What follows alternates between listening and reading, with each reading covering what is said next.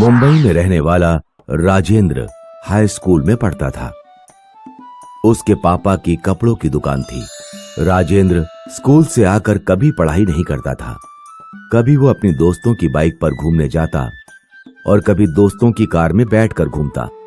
आवारागर्दी करने के कारण राजेंद्र हाई स्कूल में फेल हो जाता है। या तो तुम पढ़ाई करो वरना मैं तुम्हारी शादी कर दूंगा और तुम्हें अपना खर्चा खुद संभालना पड़ेगा। राजेंद्र कुछ दिन पढ़ाई करता है, लेकिन फिर उसका पुराना रूटीन शुरू हो जाता है। दोस्तों के साथ घूमना, मूवी देखने जाना। राजेंद्र हाई स्कूल में 4 बार फेल हो जाता है। फिर उसके पापा उसकी पढ़ाई छुड़वा देते हैं और उसे अपनी दुकान पर काम करने के लिए रख लेते हैं। कुछ दिनों बाद राजेंद्र के पापा की मृत्यु हो जाती है। राजेंद्र अपने कस्टमर के साथ अच्छा व्यवहार नहीं करता था। अरे भाई, ये पैंट कितने की है? 450 की। 400 में दोगे? नहीं, लेना है तो लो वरना भाड़ में जाओ। धीरे धीरे लोगों ने उसकी दुकान पर आना बंद कर दिया और कपड़ों की दुकान बंद हो गई। तब राजेंद्र को अपनी गलती का एहसास हुआ। एक दिन वो अपने पापा की तस्वीर के सामने बैठकर रो रहा था। पापा, काश मैंने आपकी बात मान ली होती। काश मैंने आपसे बिजनेस करना सीख लिया होता। सुनिए जी, अब रोने धोने से काम नहीं चलेगा, कोई और धंधा ढूंढिए। राजेंद्र काम की तलाश में बाजार में जाता है। राजेंद्र को बहुत तेज प्यास लगती है। वो एक नींबू पानी वाले से नींबू पानी पीता है। राजेंद्र के दिमाग में आइडिया आता है, क्यों ना मैं यही काम करूं। वो एक ठेला खरीदकर रोड पर नींबू पानी बेचने लगता है। राजेंद्र अब ग्राहकों से बात करते समय अपने व्यवहार का विशेष ध्यान रखता और बहुत प्यार से बात करता है। भैया, एक गिलास नींबू पानी देना। हाँ हाँ बेटा, ये लो। बच्चा अपनी जेब में हाथ डालता है। भैया, आज मैं पैसे घर भूल गया। कोई बात नहीं, पैसे कल दे देना। राजेंद्र के अच्छे व्यवहार के कारण उसकी दुकान कुछ ही दिनों में फेमस हो जाती है और वहां पर नींबू पानी पीने वालों की भीड़ लगने लगती है। बड़े बड़े घर के बाइक और कार वाले लोग भी राजेंद्र के पास नींबू पानी पीने आते हैं। एक दिन एक लड़की कार से उतरती है और राजेंद्र से नींबू पानी मांगती है। लीजिए मैडम, नींबू पानी। मैडम, आपकी कार तो बहुत सुंदर है। थैंक यू, मेरे पास ऐसी 4-5 कारें हैं। लड़की की बात सुनकर राजेंद्र के मन में लालच आ जाता है। वो सोचता है कि इस तरह नींबू पानी बेच बेच कर तो वो शायद कभी अमीर नहीं बन पाएगा। अगर एक कार मैं चुरा लूं तो इसमें उस लड़की का क्या जाएगा? उसके पास तो और भी कारें हैं। अगली बार जब वो लड़की आती है तो राजेंद्र बातों ही बातों में उसका एड्रेस पूछ लेता है। रात में वो कंबल ओढ़कर उसी एड्रेस पर पहुंच जाता है और कार चुरा लेता है। एक दिन एक छोटा लड़का अपनी साइकिल से राजेंद्र के पास नींबू पानी पीने आता है। अरे वाह, तुम्हारी साइकिल तो बहुत अच्छी है। हाँ, मेरी मम्मी ने बर्थडे पे गिफ्ट की है। राजेंद्र सोचता है, क्यों ना वो ये साइकिल चुरा ले और अपने लड़के को गिफ्ट कर दे। क्या नाम है तुम्हारा? मेरा नाम चिंटू है। तुम्हारे घर पर कौन कौन रहता है? चिंटू सारी बातें राजेंद्र को बता देता है और ये भी बताता है कि 2 दिन बाद सारे लोग किसी शादी में जा रहे हैं। 2 दिन बाद राजेंद्र चिंटू के घर जाकर उसकी साइकिल चुरा लेता है और अपने लड़के को दे देता है। अगले दिन चिंटू बहुत उदास होकर आता है। अरे क्या हुआ चिंटू? किसी ने मेरी साइकिल चोरी कर ली। अरे ये तो बहुत बुरा हुआ। आज मैं तुम्हें नींबू पानी फ्री में पिलाऊंगा। सच में? आप बहुत अच्छे हैं। चिंटू और राजेंद्र का लड़का एक ही स्कूल में पढ़ रहे होते हैं। चिंटू लड़के को साइकिल से स्कूल आते देख लेता है और सारी बात समझ जाता है और घर आकर अपनी मम्मी को सारी बात बताता है। कल कार लेकर मैं उसके पास जाती हूँ, वो मुझे नहीं जानता। चिंटू की मम्मी अगले दिन राजेंद्र के पास जाती हैं। भैया, एक नींबू पानी बढ़िया वाला बनाना। राजेंद्र मैडम से भी एड्रेस वगैरह सब कुछ पूछ लेता है। राजेंद्र रात में चिंटू की मम्मी के बताए एड्रेस पर पहुंच जाता है। जैसे ही राजेंद्र कार में बैठता है, चिंटू की मम्मी लाइट जला देती है और राजेंद्र को रंगे हाथों पकड़ लेती हैं।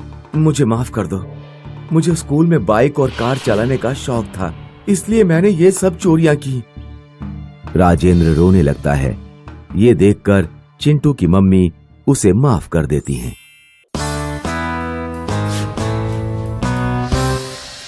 ये कहानी है एक मजदूर की। छगन सेठ लालचंद जी के खेतों में काम किया करता था। सेठ लालचंद का खेत गांव में सबसे बड़ा खेत था और वहाँ कई मजदूर काम किया करते थे। दिन के अंत में सेठ लालचंद अपने मजदूरों को उनका मेहनताना दिया करते थे।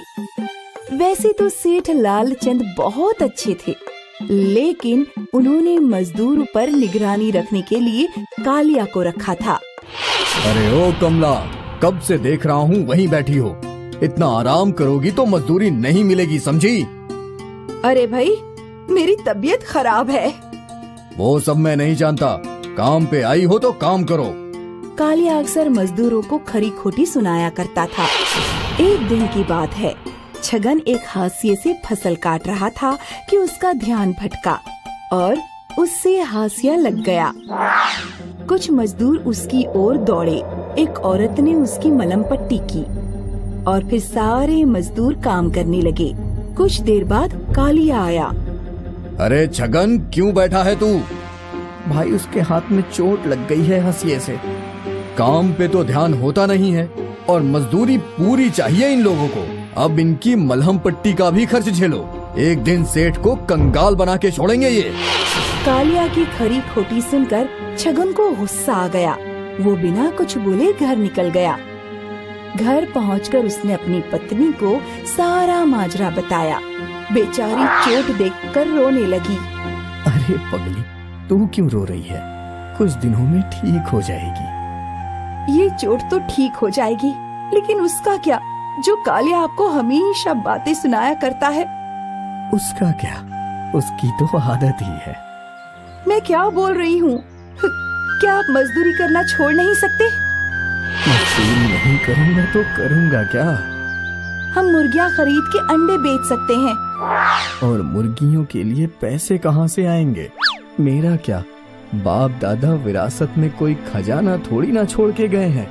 माला ने अपने हाथों के दोनों कंगन निकाले और कानों की बालियां भी। गहने सिर्फ शोभा बढ़ाने के लिए नहीं, बल्कि जरूरत के समय काम आने के लिए भी होते हैं। नहीं नहीं, मैं ये नहीं ले सकता। माला की अधिक जिद करने पर छगन ने वो गहने ले लिए। छगन और माला बाजार गए और वहाँ उन्होंने वो गहने एक सोनार के पास गिरवी रख दिए और उन्हें 2000 रुपए मिल गए। फिर माला और छगन एक मुर्गी वाले के पास गए।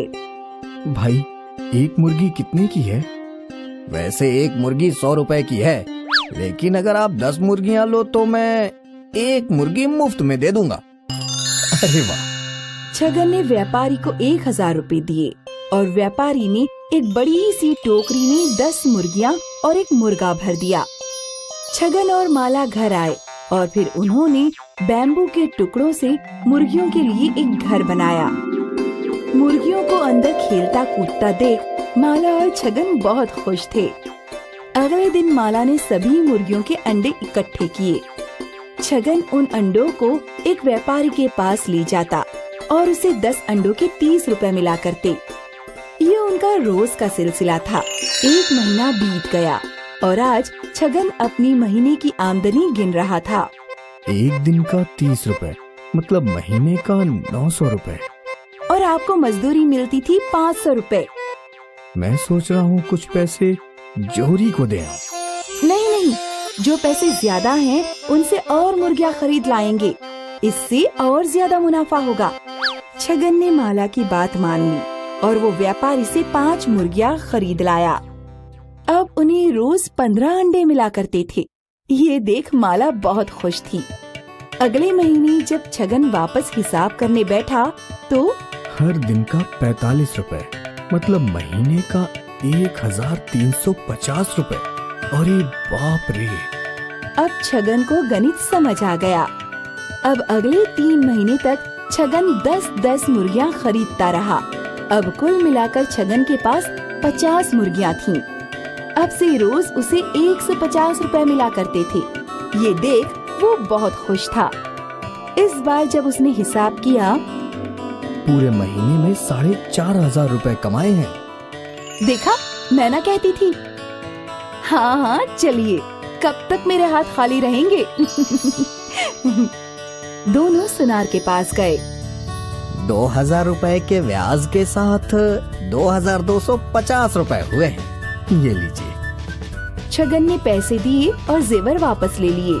वहाँ छगन को एक नथनी दिखी। वो नथनी कितने की है? ज्यादा नहीं, सिर्फ 450 रुपए की। वो भी दे दीजिए। माला ने नई नथनी पहनी और वो बहुत खुश थी।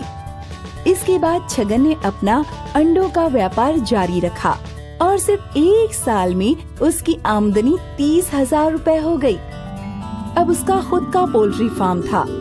फार्म पे काम करने के लिए नौकर चाकर थे और उनकी छोटी सी कुटिया अब एक बड़ा सा बंगला बन गया था। अब छगन और माला अपनी जिंदगी में बहुत खुश थे। सिर्फ 1 साल पहले छगन एक मजदूर था और अब वो एक पोल्ट्री का मालिक। अगर माला जिद ना करती तो अब भी छगन मजदूर ही होता। इसीलिए बच्चों, कहते हैं कि सफलता के लिए सिर्फ एक अवसर की जरूरत है, जैसे छगन को मिला और वो सिर्फ 1 वर्ष में सफल हो गया।